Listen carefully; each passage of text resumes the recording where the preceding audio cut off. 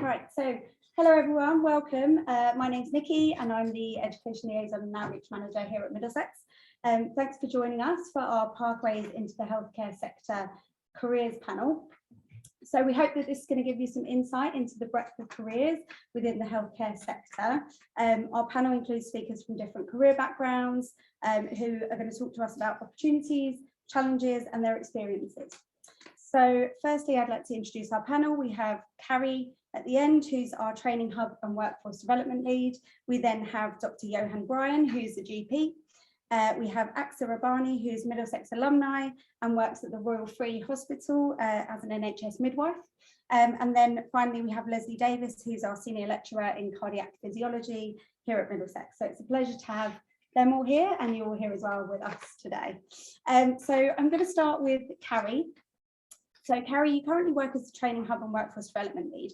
Just wondered if you'd like to talk us through your career path so far. Yes, I hope you don't mind I'll stand. So I've had a very interesting career path and I basically want to explain to you is you can start off in one area and with the NHS you can go all the way through. So I am non-clinical and I started off actually as a receptionist in a GP surgery. And it was quite by accident, and it was because my daughter knocked her head and I went in, and because I'd gone in smiling, the doctor said, would I like a job as a receptionist? And I said yes, and I ended up as a receptionist, literally just like that.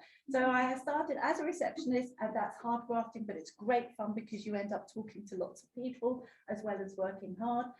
I had with me secretarial skills, so I actually could type and I could actually do shorthand. And I obviously had maths and English, which is very important, by the way.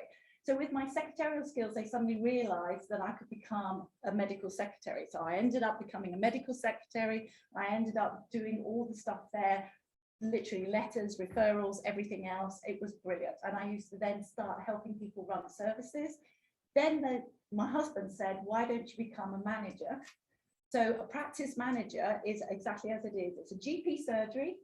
And it's called a practice, and I became a manager that ran that practice. So I did an AMSPA course, and I did an ILM course, which I can explain to you later what that is. You can have level 3 training, level 5 and level 7, and then you become a manager. And it's a practice manager, and it's one of the most best jobs in the world. I cannot tell you. It's hard work, do not get me wrong, but it is absolutely brilliant.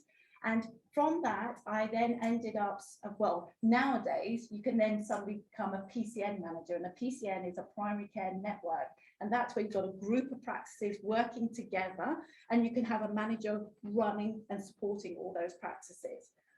From that, we lost a contract and I didn't want to go and work with a particular practice, which I'm sure you know there are some practices you like and some practices you don't like, and that's the same for everybody.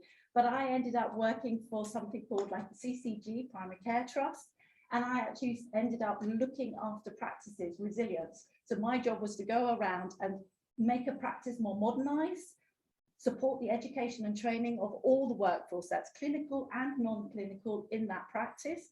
So from there, I ended up then coming across here to Haringey, where I'm now actually the head of Haringey Training Hub Education and Development for the workforce. I support all nurses, doctors, clinical pharmacists, absolutely every single role you can think of in their education and training, as well as looking after care homes and their education and training.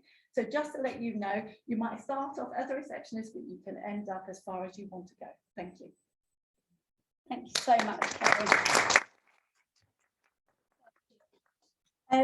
So my next question is for Aksa. So you studied at Middlesex here with us. Yeah. What were the most important skills that you learned while studying?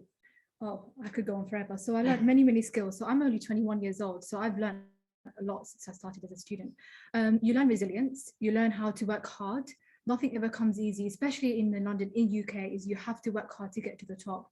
And you learn how to have thick skin. Because as a midwife, you come across many different ladies with partners who may have extra needs or might come to you with a complaint. And I learned that during my training, and even now as a midwife, is how to handle, these difficult situations. Middlesex also taught me to open the doors of opportunities, which I always aim to open. It's taught me to be confident, to always ask for help, and don't be afraid of failure. Don't ever be afraid, because you're only young once. It's okay to not know what you're doing. It's okay to still make mistakes on the job as long as you ask for help. And even now within this career is that I'm always learning every single day. I qualified as a midwife in September and started working officially in November just before Christmas. And I've seen a lot of things already. Too many stories, a lot of situations where I had to call for help, and a lot of situations where I second guessed myself when in actual fact that I was actually doing a really good job. So it's okay to not know what you're doing. And Middlesex is such a good university. I'm still in great partnership with them. I'm an alumni. I chose to stay with this university and potentially do a master's for the next 2 to 3 years and become either a consultant midwife or a lecturer in midwifery to help students like yourselves. Thank you so much. So, Dr. Johan, why did you decide to specialise in becoming a GP? Firstly, it's really difficult going after those. That was amazing. I became a GP essentially because I didn't really know what I wanted to do at the time. I know that sounds really strange, but general practice as a branch of medicine is amazing because you can find yourself within it. There's so many different things that you can explore. And as you go through your career and as you go through your journey as a doctor, you're able to change what you want to do. So just to reflect on Carrie's experience, I mean, being a practice manager is the hardest job in general practice. And now I'm a GP partner and we get to manage the business behind medicine. And what does that mean? It means being able to use your budgeting, using your finances appropriately, tailoring your service to what your patients need. So I used to work in the East End of Enfield. The needs of our patients were very different to our practice in Crouch End. And what you're able to do is deliver what you feel is the best service for your patient population. My interest throughout my career has been somewhat the business and the management aspects, and I've been able to explore that in my career in general practice. I've also specialised in palliative medicine, so I had a brief role as an associate specialist in a hospice, treating patients with end of life, and you're able to enjoy your specialties, you're able to explore different interests. Then got married, had children, and pressures of life changes, so you're able to change the pace. So I think that's been the most interesting thing about general practice. And again, I can wholeheartedly say, I don't know what the next 10 years have for me, but what I'm able to do is able to pivot and change my commitments and my role according to my interests as time goes on. Lovely. Finally, Leslie, can you tell us a little bit about your journey to becoming a lecturer in cardiac physiology? Okay, so I'm a little bit like Carrie in I got into my role in cardiology quite accidentally. I was a stay-at-home mum until I had 3 children, and my youngest had just started school. And I went to the job centre with a friend who was looking for a job. I wasn't really looking for anything, and I was just looking, and I saw a job as a cardiographer that really interested me. And it was part-time, and the school was halfway between my house and the hospital, which I could walk to, so I could drop my children, go to work and then pick them up on the way home. So it was perfect. And I did that for a little while, for a few years. And then they said to me, you're doing really well, kept giving me different responsibilities. Would you like to become, we were called cardiac technicians then, we're now called physiologists. And so because of qualifications I already had and the experience I had, back then it wasn't, I'm so old, it wasn't a degree, it was a HNC, and I went straight onto the HNC because I was already educated up to be ONC level. And so I did that and became a cardiac physiologist. Then I wanted to work in a cath lab, so I came to work in London. And that was it. It was for private hospital in London, which I really enjoyed and I really loved, and I learned a lot. And it was my boss there that got me involved in education. He was terrible I would walk through the door in the morning and go, Leslie, just go to this meeting for me. And he used to get me involved in all sorts of things. And I would just go, yeah, okay. But he got me involved in education. And I was like, no, I can't do that. No, I can't do teaching. No. And we used to run an ECG course. And then he had me become an NVQ assessor. And then I missed being, I enjoyed being a cardiac NVQ assessor, but I missed the clinical side of things. So I went back to cardiac physiology. And I worked at big hospitals such as King's, which I really enjoyed and was a fantastic place to work, learned so much there. And eventually I was working at the Heart Hospital, which was part of UCL, when Middlesex started the cardiac physiology program. And I was invited along because I was involved with training my staff. They wanted the input from the NHS as to what would make a good program, etc. And whilst I was there, they were collecting that. So if you're interested in teaching, please put your name down. So I put my name down, but I didn't expect to get chosen. And then I got a call saying, will you come and teach? And I did that for a year. And then they said, we want a cardiac physiologist to run the program. We'll tell you, you know, will you apply? So I did, and here I am 9 years later. So yeah. Thank you so much. Such a breadth of different careers and different journeys. It's really, really interesting. I just wanted to open it up to the audience to see if anybody has any questions for any of our panelists at all. Yes, you. No, we're fabulous. Cardiac physiologists deal with investigations and treatments on the heart. Okay, the biggest role we have, anyone who's having a heart attack will get taken to the nearest hospital with a cath lab. They get taken into the cath lab. So what causes a heart attack is the coronary arteries that supply blood to the heart muscle are blocked through poor diet, smoking, bad luck, through genetics, etc. And that means there's no blood getting to the heart muscle, therefore no oxygen, and the heart muscle is starting to die. And what we do in the cath lab is we put in catheters, which is why it's a catheter lab, with balloons attached to them, and we push the walls of the vessel open, and then we later on put in a stent, again with a balloon, which is like a cage scaffolding that gets pushed into the walls of the artery and holds it open. And if the patients behave themselves and change their diet and give up smoking, etc., they usually don't end up back. But that's one of our main roles. And I've been saying to a lot of the people that have been coming up to the table, if you like that kind of emergency type situation, if you don't mind being dragged out of bed at 3 o'clock in the morning from someone who's in the middle of having a heart attack, then that is the role for you. And you have to be prepared for blood and vomit as well, trust me. Please don't do what one of my third years did a few years ago and only tell me that she had a blood phobia when she went to the cath lab for the first time, which was fun. But the hospital were fantastic with her and they helped her through it. And I don't think she's ever going to be a big fan of the cath lab. But there's other things we do. Cardiac physiologists also do ultrasound scans of the heart called echo. So we can look at the structure of the heart. We can see how well it's contracting. We can see how the valves are working. We can see, I'm sure most of you will have seen during the World Cup, the Danish footballer that collapsed. Yeah. And what he had was cardiomyopathy, which is a thickening of the heart muscle. It can be acquired, but it quite often is hereditary. And that causes them to go into dangerous arrhythmias. And he had an implantable defibrillator put in. So next time he gets one of those episodes, it will get him out of it, and rather than collapsing.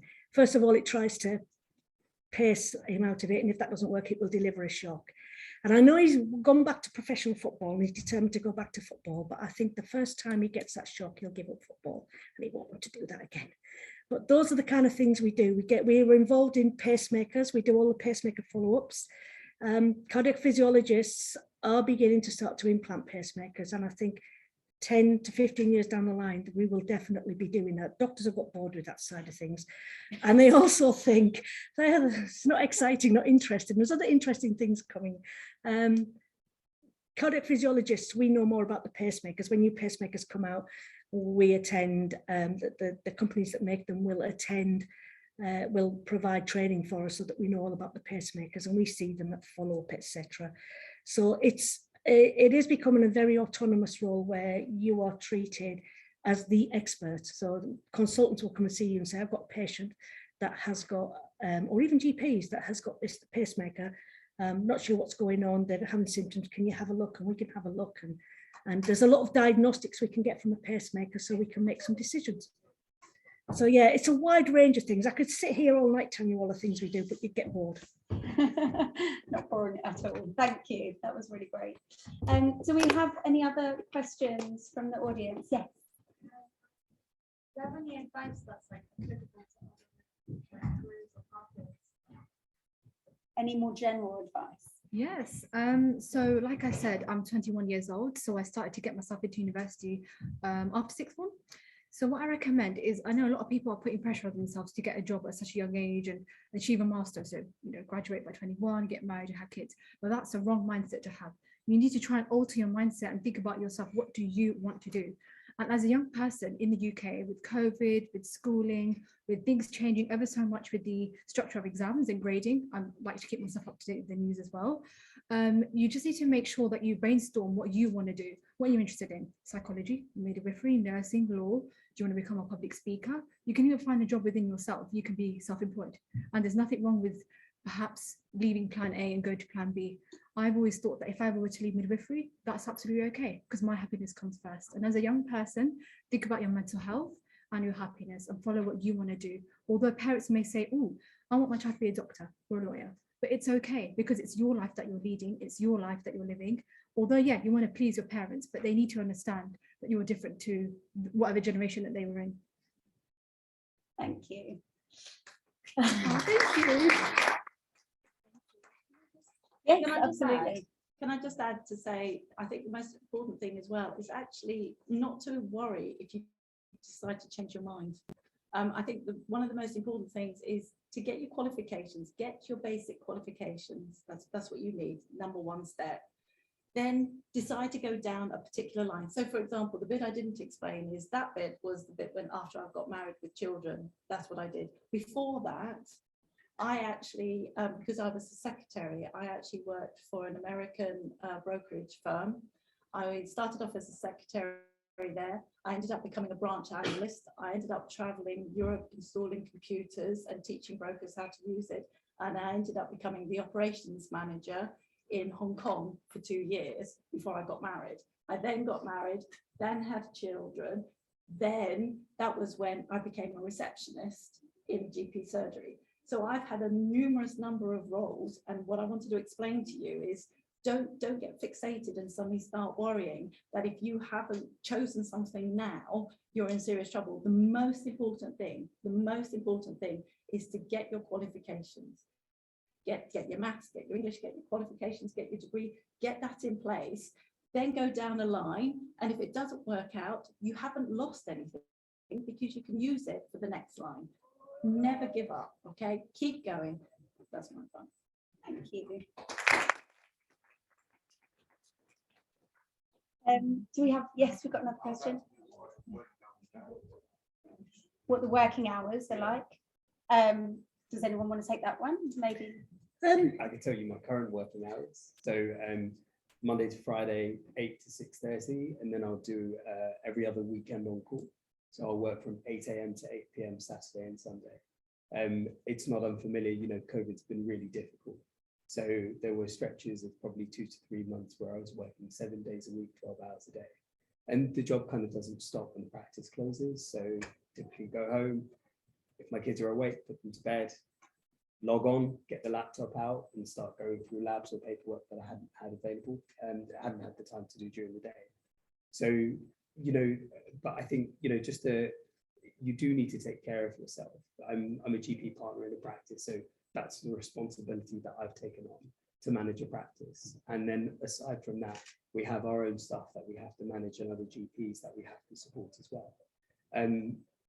There are other GPs. My wife is also a GP, and she has, more limited hours, and she's been able to set her boundaries as to what she wants to do and how she wants to work.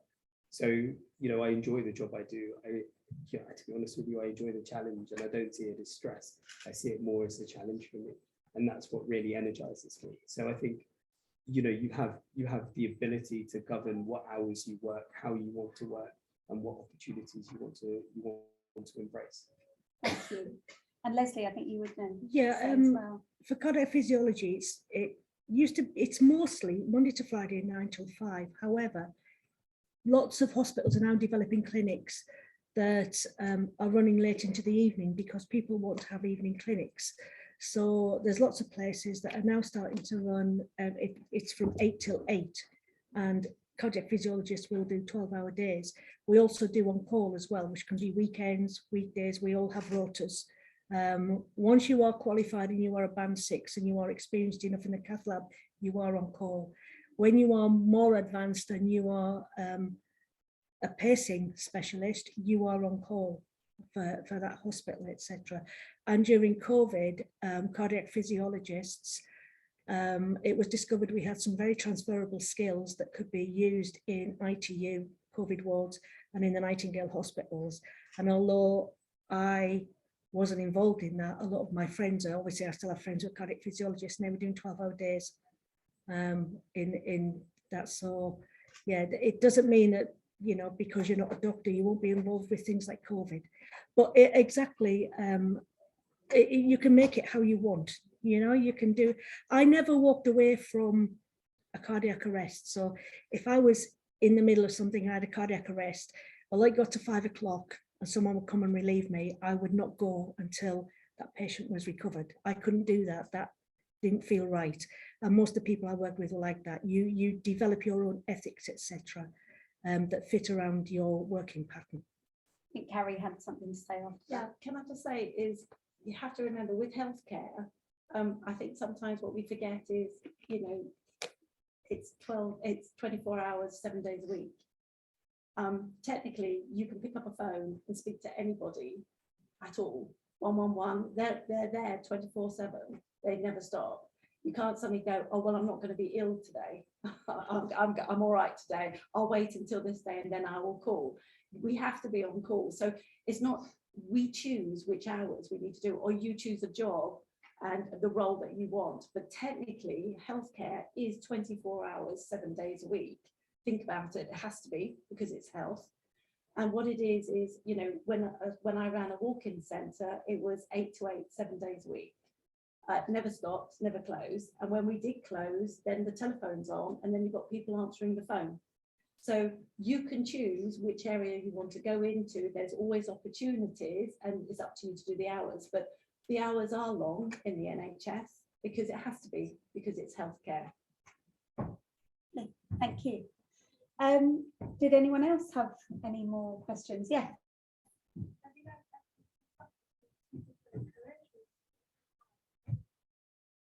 Oh yes, me plenty of times, although I'm only 21 years of age. It's crazy. So when I was 11 years old, I wanted to be a wedding planner because I love weddings. My mom actually planned a surprise trip for me to go to a hall called the Decorium, which is where I wish to get married one day. And she said to me, Axel, we're going somewhere. I said, where? What's going on? We went on the tube, I think it was the Piccadilly line. It was 2011 summer, August, my summer holidays. She took me in and I said, oh, what on earth? So my whole family planned this just for me because they knew I like events planning. So I met the director or the manager of the Decorium, and she said to me, I heard you want to be a wedding planner. I said, yeah, I know I'm 11 years old, but she said, that's fine. You want to be a wedding planner? That's very admirable. Then years went by, and then I wanted to be a policewoman because we have crime going all the time, knife crime, domestic violence, everything all the time. And that's something I really want to tackle. And then I started to watch documentaries and I saw that's too much. I can't even defend myself. Imagine me running after a criminal. He'd probably get away with it and I'd lose all the assignments and the cases would go to the person next to me. Then lawyer. With law, I've heard it's very, very intense, and you have to have this sort of way about, you know, when you speak for clients, advocate for clients. I did hear you'd have to defend clients who have committed murders or rape. That didn't sit well with me. So then I thought, I can't do it because that's morally incorrect. And like, you know, my colleague next to me said, is you develop your ethics as you go along. Then 16, I hit 16. It was a month before my GCSEs in April 2016. And I sat down and thought, oh, I'd love to empower women.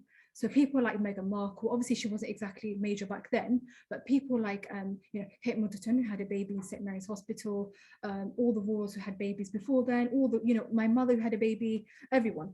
It just started to hit me that I want to empower women who've been through abuse, women fleeing from war-torn countries, women who need just that extra special care. And I always thought to myself, when I have a baby, I'd want that care. So I decided to sit down, Google female jobs or jobs to do with women, and midwife came up, and then Middlesex University, and here I am today.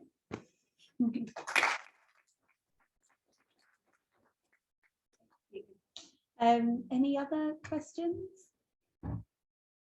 No? I have got a couple of other questions. So one of my questions that I've got is what effect has the COVID pandemic had on your day jobs? I'm sure lots. I don't know who wants to take that first. Carrie, you want to go? You can imagine running a GP surgery and literally answering the phones. It's been absolutely horrendous, because you have to remember is we're human as well. We're exactly the same as you. We've got families the same as you. There's no difference. And so when you go into a GP surgery, you have to take up your profession. You have to be professional, but you're still going through the same thing of when your families are seriously ill, or when you've lost your family and they've died due to COVID. And you've got people who have got long COVID and are seriously ill, and you're still having to go in and do your job. The phone's ringing, people are crying down the phone because they need your support. You're trying to support them as well. And how I look at it is that you can empathize. And that's what it's all about, is in a way, because we're going through it with our families, we can actually empathize on the phone and with our patients. And it is really hard work.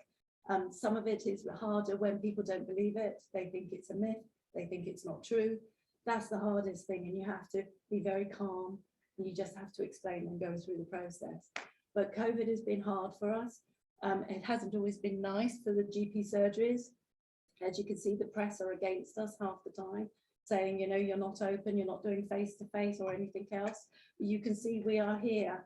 And it's literally word of mouth, and we're hoping that you will talk to your GP surgeries, you will talk to the hospitals. And the most important thing, all I can say is, if you're ill, please can you make sure that you do contact your doctor and don't sit on it saying, oh, they're too busy. You must call somebody and tell them straight away. That's the biggest thing I've noticed with COVID, is nobody wants to come forward anymore. So please come forward, okay? Thank you. Leslie? Yeah, for me, it was completely different. At first, I felt very, very guilty that I wasn't in the NHS anymore and helping out. And also relieved at the same time that I wasn't, you know, having to deal with all that and speaking to colleagues or ex-colleagues. But for us, it was quite difficult. On our programme, we had students on placement, so we immediately had to pull everybody off placement. Then we had to find out, we had to divide, when we eventually, students could go, you know, go back to placement, we had to work really closely with the hospitals. They had the problem that a lot of their staff had been seconded off to COVID wards, etc. So we're short-staffed. And it was just working out a way to work with the National School of Healthcare Science, Health Education England, to work out how we could provide a placement that was going to be adequate for the students to graduate and not compromise them in any way without putting any extra pressure on the NHS. And that has been really, really difficult. And even now, there are still students. I mean, I think our current third years, it affected the end of their first year, all of their second year, and is now having an effect on their third year as well. Nobody failed to graduate because of COVID. Graduation took a little bit longer, but nobody failed to graduate, and we really did our best. I felt the first few months was death by email, because I just felt that's all I was doing, emailing people, trying to sort things out. Then we spent a year teaching online, which I really, at first I thought, great, this is wonderful. I live in Kent, so I didn't have that journey, that commute every day. But after a few weeks, I absolutely hated teaching online. I prefer being in the classroom face to face. There's such a thing as death by Zoom as well. You have a screen, it's just full of blank screens. You just have someone's name. We cannot force people to, you know, see their faces. So it felt really strange talking to a screen and not people's faces.